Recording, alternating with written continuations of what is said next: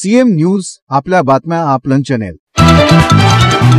गुन्हेगारांच्या मीटिंगमध्ये 307चा गुन्हा दाखल असणारा आरोपी असणारा सतीश चव्हाण म्हणजे बुरटा ती त्यांनी आमदारांच्यावर टीका केली।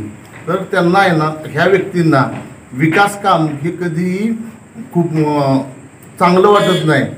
आज कोरेगाव विधानसभा मतदारसंघात 1200 ते 1500 कोटीची विकास कामं चालू आहेत आणि त्या विकास कामातून आज कोरेगावच्या जनतेचा विकास साधला जातोय। त्यामुळे ही पोटा दुखल्यामुळे सतीश चव्हाण सारखा एक भुरटा कार्यकर्ता काय बोलतो तर छाटछूट बोलतो।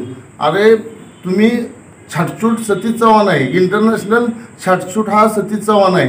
कारण तुम्ही जर विकास कामं केली असती तर तुम्हाला जनतेने निवडून दिलं असतं।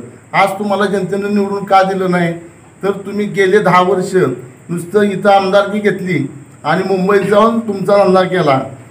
कोरोनाच्या काळात जर बघायला गेलं तर माननीय महेशदादा शिंदे यांनी स्वतः समाजात उतरून हजारो मतदारांचं जीव वाचवलं आणि त्याच वेळेला हे आमदार म्हणजे ह्यांचे आमदार आणि सतीश चव्हाण हे काचेच्या घरात राहत होते।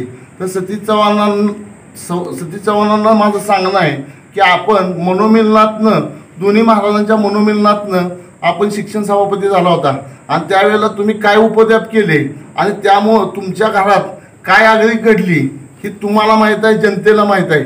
त्यामुळे इथून पुढं आपण थोडं तोंड समोरून बोलावं, नाहीतर आपल्याला मोठ्या म्हणजे समाजातून अख्ख्या समाजाला दाखवलं जाईल की सतीश चव्हाण काय लायकीचे आहेत। समाजाला माहीतच आहे ते काय लायकीचे आहेत। त्यामुळं सतीश चव्हाणांची लायकी नाही देवदूत आमदारांच्या बद्दल बोलण्याची, एवढं त्यांनी भान ठेवावं एवढीच त्यांना मी विनंती करत आहे। कालचा मुद्दा आहे की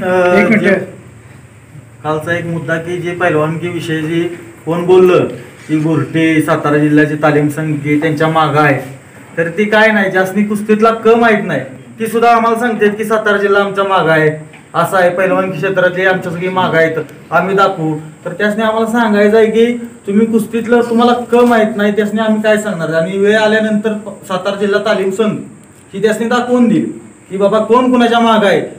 महाराज साहेबांच्या मागं सगळी पैलवानकी क्षेत्रातली सगळी कुस्ती असतील नाहीतर वस्ताद मंडळी असतील सगळी त्यावेळी आम्ही दाखवून देऊ आणि त्यावेळेस नंतर सांगू की बाबा कुणाच्यात काय आहे।